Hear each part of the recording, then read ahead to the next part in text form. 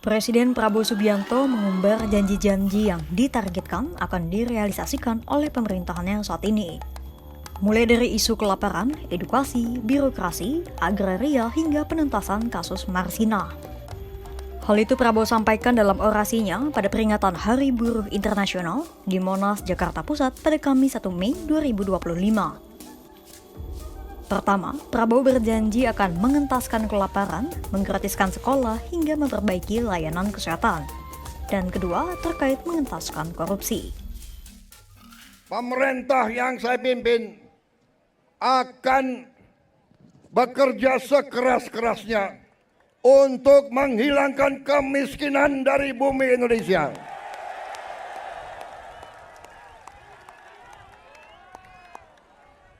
Pemerintah yang saya pimpin akan bekerja sekeras-kerasnya agar tidak ada anak Indonesia yang lapar. Kami akan bekerja agar semua anak-anak Indonesia bisa sekolah gratis. Itu perjuangan kami. Kami akan bekerja keras agar semua warga negara Indonesia bisa dapat pelayanan kesehatan yang sebaik-baiknya. Dan bisa dapat obat yang semurah-murahnya. Saudara-saudara sekalian, pemerintah yang saya pimpin bertekad untuk berusaha menghilangkan korupsi dari bumi Indonesia. Saya tahu bahwa ini bukan pekerjaan ringan. Ini pekerjaan berat. Pekerjaan berat. Saya tiap hari diejek, tiap hari diancam, tiap hari macam-macam, tapi saya tidak gentar. Saya sudah katakan, saya rela, saya siap, saya ikhlas mati untuk bangsa dan rakyat saya. Ketiga, Prabowo juga turut menyinggung isu agraria di tanah air dan berjanji akan mengembalikan tanah milik rakyat yang dirampas. Saudara-saudara, kenapa mereka takut aku jadi presiden? Karena aku tahu tipu-tipu mereka, gue tahu semua tuh. Gue lahir di Betawi, gue besar di Betawi, gue ngerti. Mana aset-aset yang milik rakyat, gue ngerti semua itu. Dan gue akan tarik kembali jadi milik rakyat, saudara-saudara sekalian. Keempat, Prabowo berkomitmen akan melindungi hak pekerja dengan membentuk Satgas Buruh Nasional, Satgas Tugas PHK, hingga mengatur ulang RUU Pekerja Rumah Tangga hingga Pekerja Laut.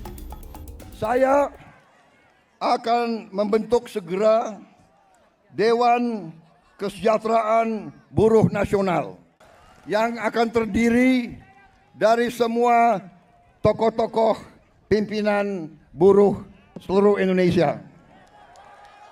Dan mereka tugasnya adalah mempelajari keadaan buruh dan memberi nasihat kepada Presiden mana undang-undang yang nggak beres, yang nggak melindungi buruh, mana regulasi yang nggak benar.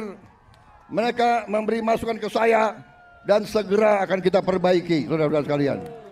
Kita akan segera membentuk Satuan Tugas PHK.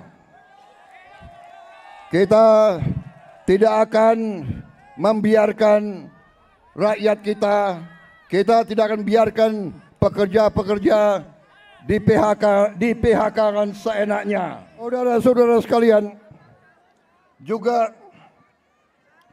kita akan segera meloloskan RUU Perlindungan Pekerja Rumah Tangga.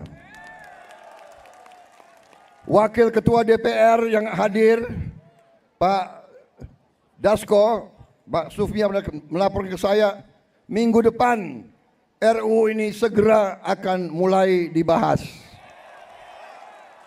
Mudah-mudahan tidak lebih dari 3 bulan undang-undang ini akan selesai kita bereskan. Juga saran dari Pak Jumhur, undang-undang perlindungan pekerja di laut, pekerja di industri perikanan, pekerja di kapal-kapal, kita juga segera akan memuntak undang-undang itu. Jadi kami Satgas PHK dan Dewan Kesejahteraan Buruh Nasional ini akan mempunyai peran yang sangat penting. Saya juga akan meminta Dewan Kesejahteraan Nasional mempelajari bagaimana caranya kita kalau bisa tidak segera tapi secepat-cepatnya kita ingin menghapus outsourcing. Atas usul pimpinan saudara, dalam waktu dekat saya akan mengadakan suatu pertemuan di Istana Bogor. 150 pimpinan buruh akan saya pertemukan dengan 150 pemimpin-pemimpin perusahaan di Indonesia. Kita akan duduk bersama. Saya akan mengatakan kepada para pengusaha, saudara-saudara, tidak boleh mau kaya sekaya-kayanya sendiri tanpa mengajak pekerja-pekerja hidup dengan baik. Kasus Marsinah pun turut disinggung Prabowo dalam orasinya. Prabowo berjanji akan menuntaskan kasus Marsinah dan mengusulkan agar Marsinah menjadi pahlawan nasional. Mereka tokoh-tokoh buruh mereka sampaikan ke saya, Pak, kenapa sih pahlawan nasional nggak ada dari kaum buruh? Saya tanya, kalian ada saran nggak? Coba kalian berembuk, usulkan pahlawan dari kaum buruh. Dan mereka sampaikan, Pak, bagaimana kalau Marsinah, Pak? Marsinah jadi pahlawan nasional. Asal seluruh pimpinan buruh mewakili kaum buruh sepakat, saya akan mendukung Marsinah menjadi pahlawan nasional. Terkait korupsi, Prabowo berjanji akan merampas kembali aset negara yang telah dicuri oleh para koruptor. Saya mendukung undang-undang perampasan aset, saya mendukung.